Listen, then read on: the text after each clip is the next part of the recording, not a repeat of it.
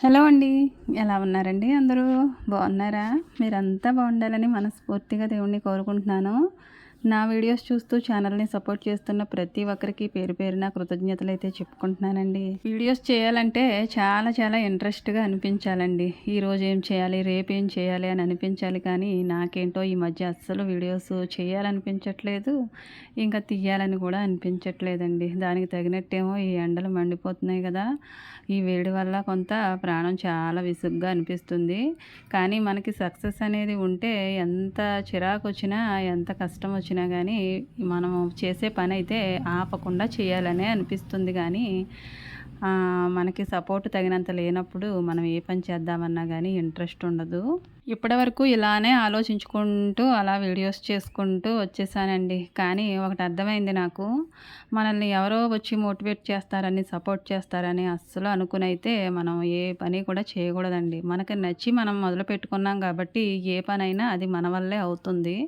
మన కష్టం మీదే అవుతుందన్న నమ్మకంతోటైతే మనం చిన్నగానే స్టార్ట్ చేస్తాం మొదట. కానీ దాని అభివృద్ధి అనేది కొంచెం కొంచెంగా మనం ఎంత కష్టపడతామో అంతకు తగిన విధంగానే దాని ప్రతిఫలం వస్తుందని ఎంతో కష్టపడ్డ తర్వాత అయితే నాకు తెలుస్తుంది.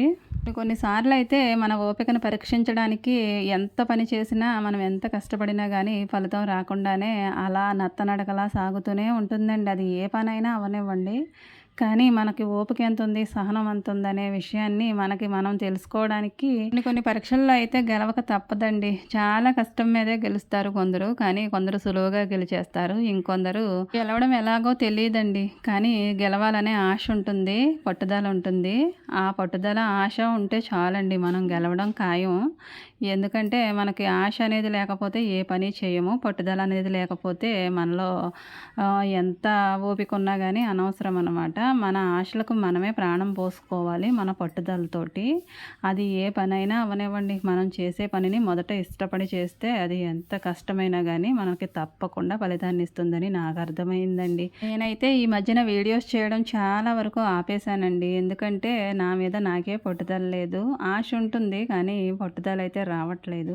నన్ను నేనే మోటివేట్ చేసుకొని వీడియోస్ ఏ విధంగా చేయాలి, ఏ విధంగా తీయాలి, ఏ విధంగా చేద్దామన్నా, ఏ విధంగా తీద్దామన్నా కానీ నేను వేరే ఏ పని చేయలేను కాబట్టి నాకున్న పనే ఇదే నా ప్యాషన్, ఇదే నా వర్క్, ఇదే నా జాబు అన్నీ ఇదే కాబట్టి నేను ఒక ఇల్లాలిగా నా ఇంట్లో పనులు ఏ విధంగా చేసుకుంటున్నానో డైలీ ఒకే పని చేసినా కానీ రోజు ఒకేలా అయితే ఉండదు కదండి జీవితం.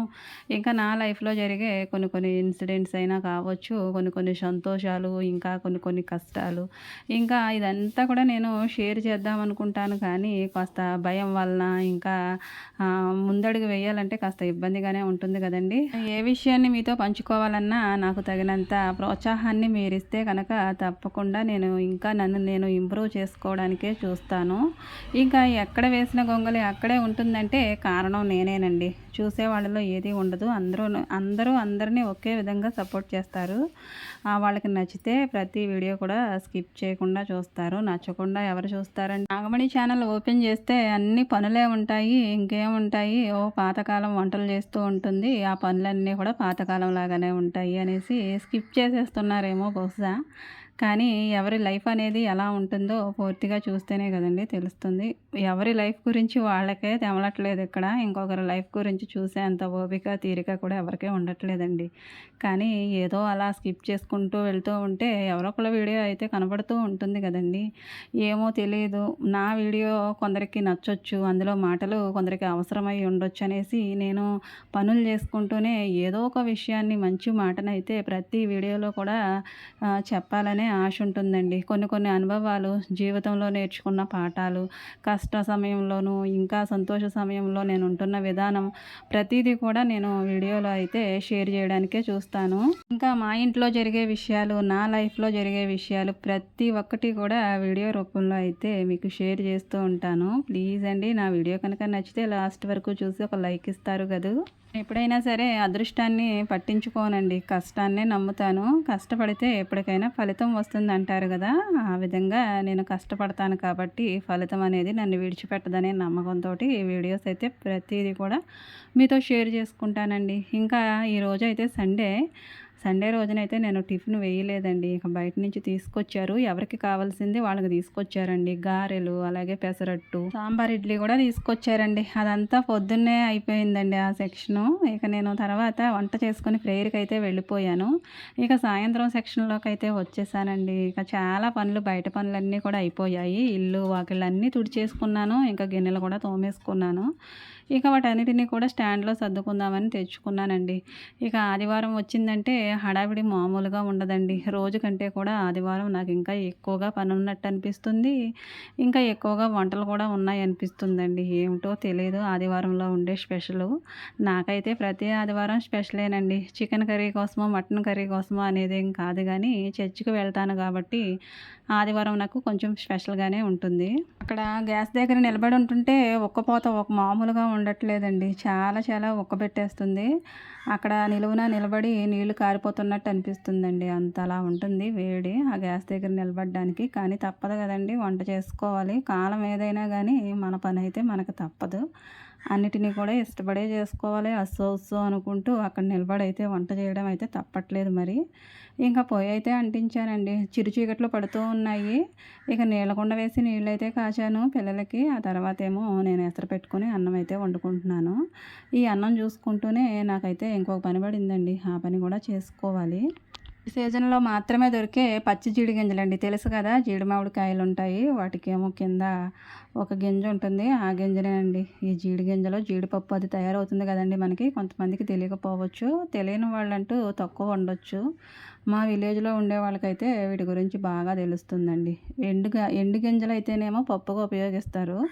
ఇలా పచ్చి గింజలనేమో కూరల్లో వేసుకొని అప్పటికప్పుడు దాన్ని వండేసుకొని తింటే చాలా టేస్టీగా ఉంటదండి. ఎండిపప్పు కన్నా పచ్చిపప్పు చాలా చాలా బావుంటుంది. ఇంకా కొయ్యడం అయితే చాలా చాలా కష్టమండి. కష్టమంటే ఏముందిలేండి, చేతి నిండా అది జిగురులా అంటుకుపోయి అది ఒక 5, 6 రోజుల వరకు ఏడిపించేస్తూ ఉంటుంది. ఈ జీడి గింజలైతే వేసవి సీజన్‌లో మాత్రమే దొరుకుతాయండి. మిగతా సీజన్‌లో అయితే దొరకవు. ఇక అందుకని దొరికిందే తడవండి. ఇది రెండోసారనమాట. మొన్న ఒకసారి మా వారు తీసుకొచ్చారు. ఇక ఈసారైతే అత్తయ్య జీడి తోటలుంటాయి గదండీ! వాటినైతే ఈ సమ్మర్‌లోనూ విడిచిపెట్టేస్తారు. ఇక ఎవరికి కావాల్సినన్ని గింజలు వాళ్ళంటే గుట్టలు గుట్టలు దొరికేవి కానండి, కోసుకొని తెచ్చుకునే రైట్ అయితే ఉంటుంది. ఇంకా ఎవరికి దొరికినన్ని వాళ్ళు తెచ్చుకుంటారు వాళ్ళ ఓపికను బట్టి. ఇక అత్తయ్యకైతే కొద్దిగా దొరికాయండి. మా అబ్బాయి కూడా వెళ్ళాడండి అత్తయ్యతో పాటు ఇవి కోసుకురావడానికి. వీటితో పాటు ఎండు గింజలు కూడా దొరుకుతాయి. వాటిని కూడా తీసుకొచ్చారు. పప్పయితే చికెన్ కర్రీలో వేసుకుంటే చాలా చాలా బావుంటుందండి. కానీ ఆ రోజు ఆదివారమే కానీ నాకేమో చికెన్‌లో వేద్దాం అనిపించలేదు. ఎందుకంటే ఇవి తక్కువగానే ఉన్నాయి. చికెన్ క్వాంటిటీ ఎక్కువ ఉన్నప్పుడు ఇవి తక్కువగా ఉంటే ఇవి చికెన్‌లో కనిపించవు. సరే తర్వాత వండొచ్చులే అనేసి నేను చికెనే వండుదాం అనుకున్నాను. కానీ ఇక అత్తయ్య గారు నేనున్నాను కదా! ఇద్దరి మీద కోసేసి తోలు తీసేస్తే కూరలో వేస్తే పిల్లలు తింటారు కదా! అన్నారనేసి ఇక అప్పటికప్పుడు గబా గబా కోసేసాననమాట. తిని అలా బద్దల్లా చీల్చేసి అత్తయ్యకి ఇస్తే అత్తయ్య ఏమో తీసేసారండి. ఈలోపు నేను చికెన్‌ని శుభ్రంగా కట్ చేసుకొని, కడిగేసుకొని, ఉల్లిపాయలు అవి కోసేసుకొని ఇలా కూరలా అయితే రెడీ చేసేసి ఆ పప్పు కూడా ఇందులో వేసేసానండి. కానీ వీడియో తీయడం మర్చిపోయాను టైంకి. తొందరలోనైతే ఒక్కొక్కటి అలా మర్చిపోతూ ఉంటాం కదా! పప్పులో వేసాను కానీ దాంట్లో అయితే కనిపించట్లేదు చూసారు కదా! అలా వేసిన తర్వాత ఒక్క పావుగంట అయితే ఉడకనిస్తానండి. మెత్తగా ఉడికిపోయేంత వరకు ఉడకనిచ్చి ఆ తర్వాత అందులో వేయవలసిన మసాలాలు, అల్లం వెల్లుల్లి పేస్ట్ అవి వేసుకొని దగ్గరగా ఉడకనిచ్చుకుంటే చాలా బావుంటుందండి ఈ కూర అయితే. నేను మొదటిసారి కూర వండింది ఎలా వండాను ఏంటని వీడియోలో అయితే ఉంటదండి. ఇందులో నేను అక్కడక్కడే చూపించాను మీకు ఆల్రెడీ ఉంది కదా అనేసి. ఒక్కోసారి అయితే ములక్కాడ జీడిపప్పు వండుతాను. ఒక్కోసారేమో కోడిగుడ్డులో కూడా వేసి అయితే వండుతానండి. కానీ మనకి ఇదివరకట్లాగా ఈ గింజలైతే ఎక్కువగా దొరకట్లేదు కాబట్టి ఎప్పుడైనా దొరికితే చికెన్ కర్రీలోనే వేస్తున్నాను. అంతా స్కేర్సిటీ అయిపోతుందండి విలేజ్‌లో కూడా. సిటీ మాదిరిలాగానే ఏమీ దొరకట్లేదు. ఎక్కడికక్కడే తెలివితేటలు వచ్చిన తర్వాత ఏది కూడా ఎవరికీ దొరకదు కదండీ. కూరలో అయితే చాలామంది చాలా రకాలుగా వండుతారు. వెరైటీగా వండుకుంటారు. కానీ నాకేమో భయమండి. ఎక్కడ పాడు చేసేస్తానో, తినేదైతే పాడవుతుందనేసి భయం చొప్పున అయితే నేను ఏది కూడా ఎక్కువగా ట్రై చేయను. ఇక నాకు ఎలా వచ్చినో అలానే వండుతాను. అందరూ తింటే చాలు కడుపు నిండా అనుకుంటాను. ఇక వెరైటీల జోలికంటూ వెళ్ళనండి. ఒకవేళ అది బాగుంటే పర్వాలేదు కానీ బాగోకపోతే అంతా కూడా వేస్ట్ అవుతుంది. ఇంకా అందరూ ఆకలితో ఉండాలి కదండీ! అందుకని ఎక్కువగా నేను ఏ ప్రయోగం కూడా చేయనండి. చేయదలుచుకోలేదు కూడా. నాకు వంటలు ఎలా చేయడం వచ్చో అలానే వండి మా వాళ్ళ కడుపు అయితే నిండబెడతానండి. అది మాత్రం గ్యారంటీ. కానీ కొత్త కొత్త వాటి జోలికి మాత్రం అస్సలు వెళ్ళనండి. ఈ చికెన్‌లో జీడిపప్పు వేసుకొని వండుకుంటే చాలా చాలా బాగుంటుందండి. ఎండు జీడిపప్పు కాదండోయ్! పచ్చి జీడిపప్పు వేసి వండుకుంటే ఆ టేస్టే వేరు. సిటీస్‌లో అయితే దొరుకుతాయండి. కానీ అమ్ముతారు కదా! ఇక్కడే రూ. 150 ఒక కేజీ.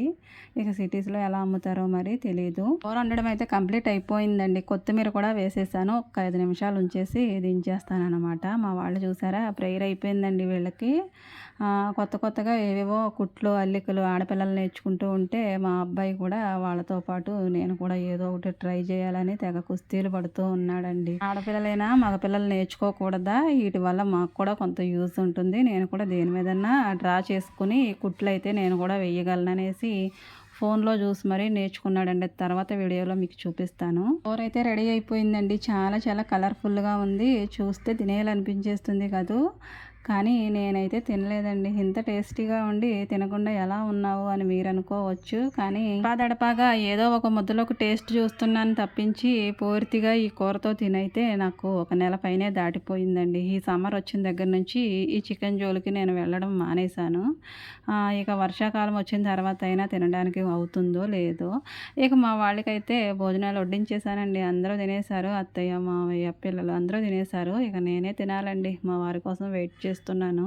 ఇక ఆయన కూడా వచ్చేసారు. ఇక తర్వాత ఇద్దరం కలిసి భోంచేస్తాము.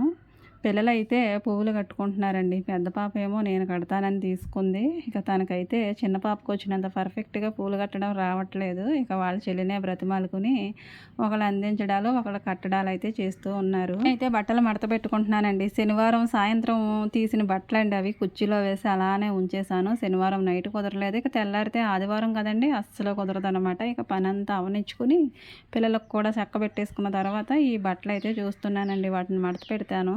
వాటిని మడతపెట్టిన తర్వాత అమ్మయ్య అనిపిస్తుందండి ప్రాణం. ఉతికేటప్పుడు కూడా అంత అలసిపోను కానండి, మడత పెట్టేటప్పుడు మాత్రం నాకు చాలా చాలా ఓపిక అయితే నశించిపోతుంది. బాగానే ఉంది కానండి, నేను మాత్రం చికెన్ కూర తినకుండా వేరే కూర వేసుకొని తినడమే కాస్త బాధాకరంగా అనిపించింది నాకు. ఎందుకంటే మన హెల్త్ మన చేతిలోనే ఉందండి. కొన్ని కొన్ని విషయాల్లో మనం కొన్ని తినకుండా ఉంటేనే దాన్ని కాపాడుకోగలం కదా. నేను ఎప్పుడూ కూడా చికెన్ తినకుండా ఉండలేదు. ఎంత నాకు బాగుండకపోయినా కానీ చికెన్ నాకు అంత ఇష్టం, తినేస్తాను. కానీ కొన్ని సందర్భాల్లో అది తింటే మనకి ప్రమాదకరం కదండి. తినకూడదు అనుకున్నప్పుడు మానేయడమే మంచిది. అలా కాదని తినేసామనుకోండి తర్వాత అవస్థ పడేది మనమే. అప్పుడు తెలుస్తుందండి బ్రతుకుంటే బరుసాకు తినొచ్చు, దీని జోలికి మాత్రం అస్సలు వెళ్ళకూడదని. ఇక నేను కూడా అలానే ఫిక్స్ అయ్యి అయితే దానికి దూరంగా ఉంటున్నాను. ఒకవేళ నోరు కాచుకోలేక మనం తిన్నా కానీ ఆ తేడా అనేది మన బాడీ మనకి చెప్పేస్తుంది కదండి. అలాంటప్పుడు ఇక తినకుండా ఉండడమే బెటరు. ఎందుకు ఇలా పదే పదే చెప్తున్నానంటే ఈ చికెన్ కర్రీలు అవి ఆడవాళ్ళకే కాదండి, ఇప్పుడు ఎవరికైనా కాస్తంత ప్రమాదకరంగానే ఉంటున్నాయి. అందరికీ కాదు, కొంతమందికి కొన్ని సమస్యలు వస్తూ ఉంటాయి మధ్యలోనే. కొన్ని ఇన్ఫెక్షన్ల వల్ల గర్భసంచి ఇన్ఫెక్షన్లు, ఇంకా ఫీవర్ వచ్చినప్పుడు ఇన్ఫెక్షన్లు, బ్లడ్ ఇన్ఫెక్షన్లు, ఇలాంటి వాళ్ళు చికెన్ కర్రీ కొన్ని రోజులు తినకుండా ఉండడమే మంచిది కదండి. అందుకే చెప్తున్నాను. అంత కష్టపడి అంత టేస్టీగా ఉండి మనం తినకపోతే ఆ చికెన్ కర్రీ ఏమీ ఫీల్ అవ్వదండి, అస్సలు ఫీల్ అవ్వదు. మనం మాత్రం కొన్ని రోజులు దానికి దూరంగా ఉండడమే మంచిది. ఇంకా ఇంతవరకు వీడియో చూసారని అనుకుంటున్నానండి. నచ్చితే కనుక ప్లీజ్ లైక్ ఇవ్వండి, అలాగే సబ్స్క్రైబ్ చేసుకోండి. కొత్తవారు ఎవరైనా చూస్తున్నట్లయితే కామెంట్ చేయండి. అస్సలు ఎవరు కామెంట్ చేయట్లేదు. మీరు ఎవరో నాకు తెలుస్తుంది కదండి కామెంట్ చేస్తే. ఇలా ఉదయం నుంచి రాత్రి వరకు ఎన్నో పనులు కదండి ఆడవాళ్లకు. ఈ పనులన్నీ ఒక ఎత్తు అయితే వీడియో తీయడం మరో ఎత్తు కదండి. ఇలా నేను మరిన్ని వీడియోస్ చేయాలంటే మీ సపోర్ట్ నాకు ఖచ్చితంగా ఉండాలండి. Thank you.